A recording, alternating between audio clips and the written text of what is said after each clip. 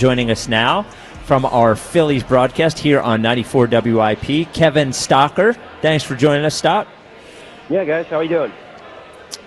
Doing great, man. Must be a little more fun to call Phillies games these last couple weeks than it was the couple weeks prior, right? Oh, it's always fun when they're winning. Of course, winning's a lot more fun. But yeah, I would say there's been a lot more action lately, so that's been a lot more fun for sure. The one thing we had talked about, we talked to LA about is like what comes first, the energy or the winning. You know, sometimes you can look at a team and say they don't have any energy, but maybe it's because they're losing. This team seems like there's a lot of energy there. Do you think, which do you think came first? Oh, man, that's a great question. Well, I think when you're winning, the energy comes naturally, right? So when you get out of the box, everybody's playing well. The energy comes along. I do think, though, if you're asking which comes first, man, I don't know a good question for that. I just think if you have enough guys in a slump, when you have a Bohm and a Marsh struggling, and then you get Harp struggling, you get enough of those guys, you do definitely feel that energy, and it can be tough to get up for games and get going. But I think success and winning always will bring the energy. I really don't know which comes first. I do know that when the team is slumping, though, you have to force yourself to have the energy. That's the only way I know how to get out of any sort of a slump. I learned that from Larry Boa back in the day. Like if someone in the stands or another coach across the field is noticing that, like, it looks like you don't like the game, you're not having fun, if somebody else can see that, then you better believe your teammates can. So if things aren't going well, you got to force yourself to have that energy. And I think the guys have done a good job of kind of climbing back out of that aspect of the game. I always wonder, Kevin, from a player's perspective, season is so long and you go through these little peaks and valleys where you have these slumps and then you're playing well. From your perspective, being in the clubhouse, what's that like trying to, I guess, keep everybody's morale up and not getting frustrated or getting too down on yourself? Like how do the players sort of go about doing that? Well, it's all about the routine. I would think it's the same in football. I don't know much about it, but it's literally such a routine base, and that's one of the reasons that I retired. I got so sick of the same routine every day. But these guys, you get up at the same time, you take the same bus, you come in, you do the same thing, so that by 7:05, 6:05, whatever the game time is, you are ready to roll and where you should be every time. I will say this, with an experienced team like these guys are veterans, it's way easier to stay out of the peaks and valleys. Right. I've been on young teams. I remember being on a couple of teams. We had some young guys, and it was like if the young guys struggled, their life was over. And I mean, you just like you're going to get sent out, and those are really extreme highs and peaks. So with a veteran team, it's easier to have a guy like a Kyle Schwarber who's been there, a guy like Bryce Harper, Nick Castellanos. These guys can wrap their arm around you and say, hey, man, it's a long season, let's stay out of it, just stay even keel. But it all starts with the routine. Same thing every day, and that's how you do it. Stock, one of the guys who has been on a bit of a tear here last 16 or 17 games has been Trea Turner. What are you kind of seeing from Trea offensively? Well, I think Trea's been better as far as not chasing. Okay, that's a little bit. I also think he's willing to get a little deeper in the count. Now, he still swings early. He'll take his shots for sure.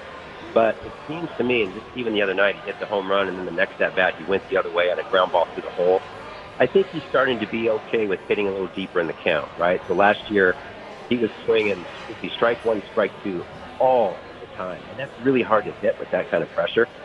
So I would say that's the biggest thing for Trea. And then just contact. With Trea legs, with his legs, with Stott's legs, I put Rojas in that, Marsh as well. If those guys just strike out, then they're really the other team is taking a huge part of the game away from them. That's what they have to do. So that's a big thing with Trea for me. I just think he's making better and more contact. I think the home runs will come. It kind of made me nervous the other day. I don't know if you guys saw this. There was a quote in one of the articles where after his home run, he said something about he feels good, he's putting the ball in play, and he'd like to pull the ball more in the air. And I kind of did a little jump. I'm like, please don't start trying to pull the ball. That'll do nothing but just be swing and miss. Well, then yesterday he got right back into his up-the-middle type of swing. So when he does that, he has a lot of success. Well, so let me just, I guess, a second question about Trey and that exactly. Is he's hitting a lot of singles, and that's good, and you want him on the base paths, but you probably want a little more than that out of him eventually. So how does he get from what he's doing now and this sort of strategy? He's putting the ball in play, he's getting on base. How does he go from here to not hitting 25 home runs, but Right. how does he get from, I guess, not 1 to 10, but go from 1 to 6.5? No, I know what you're saying, right? So you have this guy who's hitting 25 home runs, and all of a sudden he has 2 or whatever, you have 3. Right. Is it worth losing all that power for what you're getting? I kind of think that's kind of where you're at, and I get it. Yep. I would tell you that with Trey, the home runs, at least for me, they have to be, I want to say specific, almost reactionary. When he's trying to hit home runs is when he's chasing and striking out. His home runs, to me, and his power will come when he reacts to the fastball and reacts to balls that are hanging. Whether or not he can get to the 25, I think he will. But for me, I think if he tries to hit the home runs, that's when we see Trey go the other direction or become very streaky. So, yeah, I think that's a valid question. I think it's where's the balance where you want him? But right now, I'm okay with what he's doing. But there are a lot of soft singles in it. I expect Trey will start to get more power. The one he hit the other night, I don't know how it didn't go out, but there were so many balls hit to left field that didn't go out. The ball was completely being knocked down. So I just think he's going to start rolling into some home runs. So let's talk about Bryce. Statistically, from a hitting standpoint, this far into the season, it's the worst start Bryce has had. What are you seeing from him so far, and are you seeing any signs of him sort of coming out of the opening to the season slump that he's had? Yeah, the thing about Bryce, for me, from my view from the press box, is the swing and everything. Everything about the swing, to me, looks good. I don't see anything mechanically. I mean, he's super aggressive. For the most part, he's swinging at pitches that are normal for him. He still takes some wild pitches on left sliders away from him. What's been amazing to me to see is the amount of misses at balls down the middle of the plate. He's just fouling them back. He's just missing them. And I don't know if that's from not tracking the ball an extra couple of inches. I know that seems silly, but I've always believed, and I learned this from Wade Boggs, the biggest difference between a poor hitter, a good hitter, and a great hitter is how long you can track the baseball into the strike zone. No one ever sees the ball actually leave the bat. Your eyes just aren't that quick. But Wade Boggs, for example, could track it a little bit longer than me, and he made better contact. And I just wonder if maybe Bryce is not tracking the ball as good as he has in the past. That is a learned skill that you can practice, and that might be something they're working on. The other thing with Bryce, and you guys have known him much longer than me, I just think Bryce puts so much pressure on himself in any situation that would be huge for the team. And if he doesn't come through, it's like the world ended. And I think at some point Bryce has to give himself a little bit of a break and let himself relax in those situations and kind of get into those grooves. So it could be a little bit pressure-oriented, but I'll be honest with you, the swing and everything mechanically to me looks really good. Kevin Stocker with us. So I keep looking down at Johan Rojas' stats, and I wait for him not to be hitting 300, and it's still there. When you're watching Rojas hit, are you seeing a guy who has improved, or are you seeing a guy who's maybe getting a little bit lucky? Oh, I think he's improved. I think there's an improvement factor and a confidence factor. He's a big try guy. He has over the last year and a half, he's really tried to make some adjustments that Kevin Long has given him. I will tell you that he got called up from AA and he wasn't ready. He just wasn't. But they didn't really have a choice at the time when they brought him up. And when I say not ready, I'm clearly talking about offensively. So they challenged him to get some specific changes in the swing. For example, they wanted him to have a shorter swing to the baseball. His swing was really long.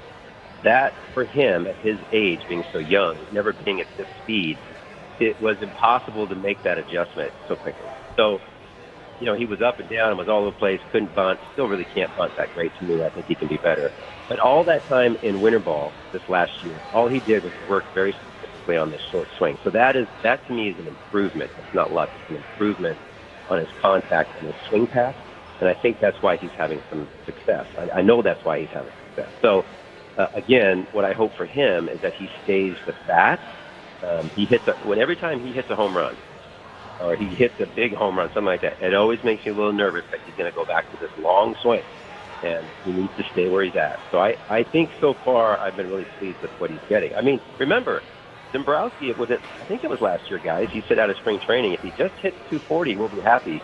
Well, that clearly wasn't the case, but I think he can hit with his speed. He can be more effective in that 250. I give him a big range, 250 to 300 range in there, as long as he can get some bunts down and contact. Stock, we got Nola on the mound tonight. Last two starts have obviously been great. What have you kind of seen from him to get him back to where he's been the last couple of years? A couple of things. The velocity's up. I know it doesn't seem like much, but when you go up a mile and a half, it's a huge difference on the secondary pitch. So he's throwing a little harder, which is great. And I think his changeup, for example, his last start, the changeup was so good on the outside corner to left hand. His command is so good. So he has to have this combination of command and some velo. The one thing about him, and I'll probably put it in my scouting report now that we're talking about it, but he is a guy that kind of has to ride into the game, into the momentum. He'll start the first couple of innings trying to find what works for him. In the past, and even this year, if it takes him 3 innings, it can hurt him, right? He'll give up the home run if he can't find what's working. It would be nice to have him come out and be like, oh, this is what's working from the first inning. But that's not really him. He takes an inning or two to find what works, and then he just exploits you. So that's the beauty about Aaron. He goes, oh, last week it was the changeup. The week before that it was that big knuckle curveball. And that part of that's JT, right? Because they just follow along with JT. So I think he's much better when he lives at the bottom of the zone. I know Larry's popped you guys to your, red blue in the face about he needs to keep the ball down. I agree with that. But if he does come up with the fastball, it's got to be up out of the zone. Because if it's up, it's going to get launched. So I just think he's been better with the command, with the curveball. Last week it was the changeup. Stock, we appreciate your time today. I also want to let you know, I know you're not doing it on purpose, but you're saying dirty stuff accidentally, and we're keeping track of it.